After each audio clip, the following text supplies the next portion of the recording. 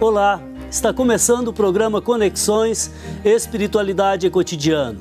Imagine como é ser constantemente vigiado e acusado por coisas que você não fez. Até que ponto sentir ciúmes pode ser considerado normal? E quando isso se torna patológico? Bom, para conversar conosco sobre o ciúme, eu recebo hoje o Tiago Oscar, psicólogo clínico. Mas você pode participar conosco pelo telefone 3469-2531 ou pelo WhatsApp 996428473. Boa noite, Tiago. Boa noite. Tudo bem? Tudo bom. Então, seja bem-vindo a esta conversa sobre um tema, eu diria assim, bastante grave do nosso cotidiano, que é o ciúme. É normal as pessoas sentirem ciúme? Sim, é normal. E ninguém está isento, né, de poder sentir ciúme. Todo ser que é dotado de emoção, sentimento, não tem como desvincular isso de si, né? Se você ama o próximo, se você zela por ele, então por ele você vai ter um afeto que pode ser danificado, né, de alguma forma pelo ciúme. E esse aspecto de dano do afeto poderia ser traduzido como possessividade, insegurança? Impor limites ao outro. Às vezes a própria insegurança gera insegurança no próximo e isso acaba afetando muito a relação. Quando o ciúme ele é de forma, vamos colocar, normal, se ele é baseado num fato e não numa evidência, numa fantasia, quando ele tem um fundamento, né, cabível, é aceitável. Já quando ele extrapola essa aceitação saudável, aí ele já fica danoso para a relação, pois a pessoa fica se sentindo sufocada, não se sente numa relação agradável para ambas as partes. Agora, há pessoas que dizem, né, que o ciúme apimenta a relação, é verdade? Bom, ou uma relação gosta, saudável, né, não precisa disso? Quem não gosta de se sentir amado, né? Às vezes uma pontinha de ciúme pode sim te causar uma certa felicidade, mas isso, numa esfera exagerada, ela pode atrapalhar a relação, né? Pode até extrapolar para algo patológico e nocivo, que a gente vai falar posteriormente. Tá. Então, veja bem, você dizia anteriormente que quando o ciúme se baseia num fato, ele é normal. Ele é considerado normal. Tá. E quando ele se baseia na fantasia, na imaginação, ele tende a se tornar doentio? Tende a se tornar doentio, né, patológico, e obviamente vai estar trazendo grandes transtornos para o relacionamento, porque por ser exacerbado, a pessoa vai se sentir muito sufocada, ela vai se sentir numa relação não agradável, né, para ambos e obviamente vai haver algum desgaste, algum dano, né, para a relação. Agora, quem é mais ciumento, o homem ou a mulher? A mulher demonstra mais do que o homem, mas ambos são ciumentos, porque por cultura a mulher, ela evidencia mais seus sentimentos, suas emoções, mas ambos sentem ciúme. Agora, no ciúme, o homem é mais violento que a mulher ou tende a sê-lo?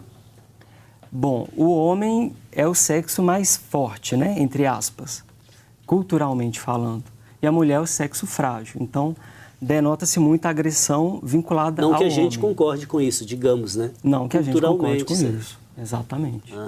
Agora, já que você tocou no aspecto cultural, na nossa cultura, que é bastante machista, o homem tende a ser muito mais violento, né, do que a mulher no ciúme. Por exemplo, a cada 2 horas, uma mulher sofre violência no nosso país. Verdade. São muitos assassinatos ao longo do ano, de cada ano.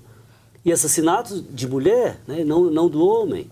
Exato. Então, acho que são dados, desculpe. São dados mais vinculados, né, e mais veiculados, na verdade. Porém, a agressão da mulher não chega a ser como a do homem, porque a do homem ela é evidenciada principalmente pela mídia, né, mas também a mulher com histórico de violência, mas não deflagrado como o do homem, sabe? Bom, eu tenho aqui a participação de algumas pessoas via Facebook. O Kioma Felipe faz a pergunta: existe ciúme saudável ou isto é outra coisa? Ele necessariamente faz parte dos relacionamentos? Pode ser sinal de insegurança para quem sente? Tá aí, o ciúme é insegurança? Também. Também, mas Também. não só, né? Não só. Como eu te disse, o ciúme, ele é uma reação sentimental quando a pessoa sente uma ameaça com relação à afetividade que ela tem com outra pessoa. Essa ameaça pode ser real ou imaginária. Pode ser real ou imaginária. Quando imaginária, consideramos patológica, né? Porque ela é baseada em evidência, na fantasia, não no real, como um ciúme mais normal. Porque o normal, ele é transitório. Ele vem, a pessoa soluciona, conversa e resolve. Já o imaginário, ele fica, ele permanece, ele é alimentado a cada dia. Agora, é uma questão muito delicada, porque às vezes o ciúme parte de um fato real.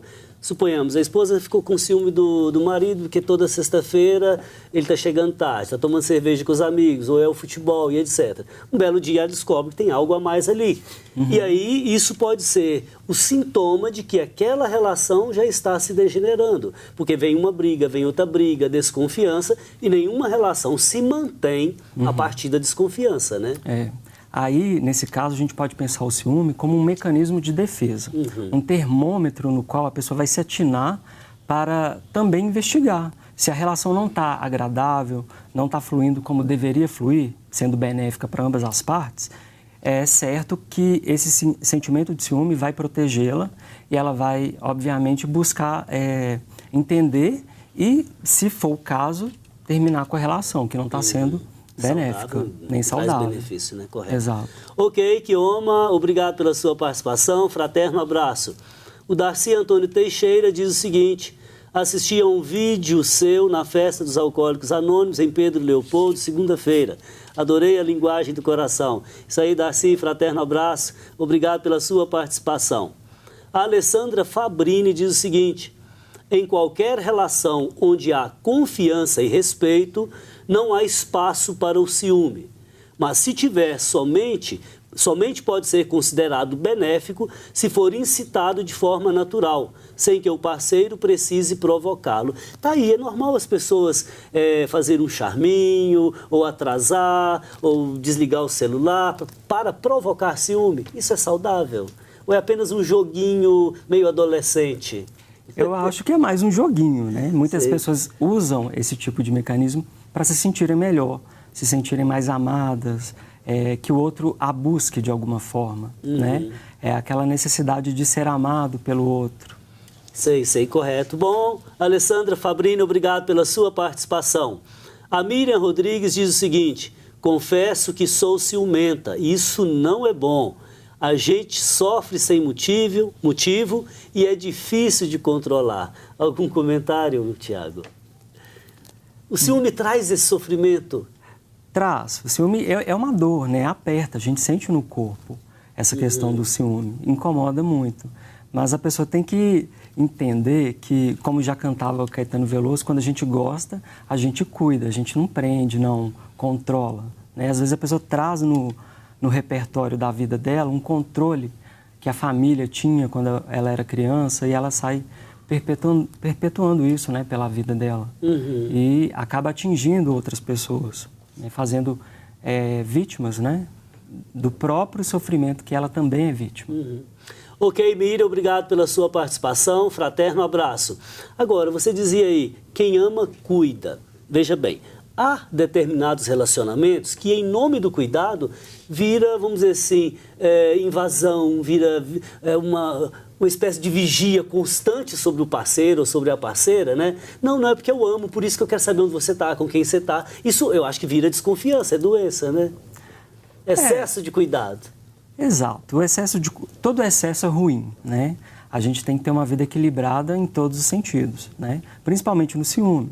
É algo que, se não tiver um controle, não tiver um cuidado, se preocupando tanto com si quanto com o outro também, vai ser prejudicial para a relação, né? A relação ela é constituída por duas pessoas e as duas têm que estar felizes e realizadas nessa relação.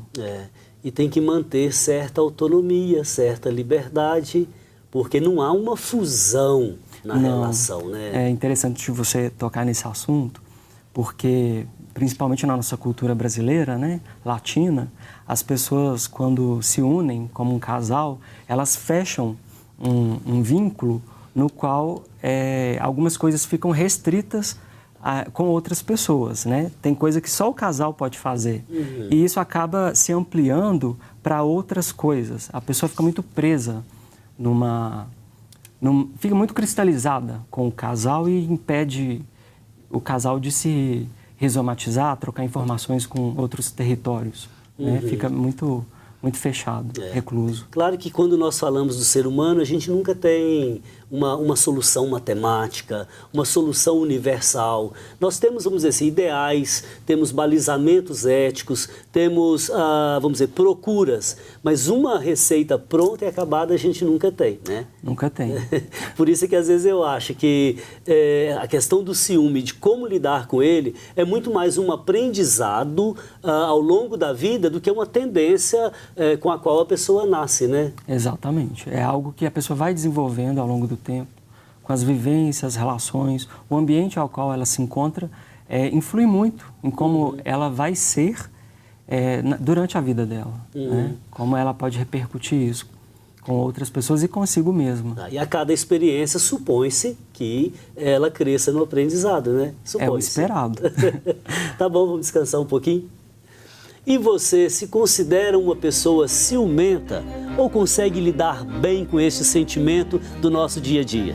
Voltamos em instantes para falar mais sobre o ciúme. Até daqui a pouco.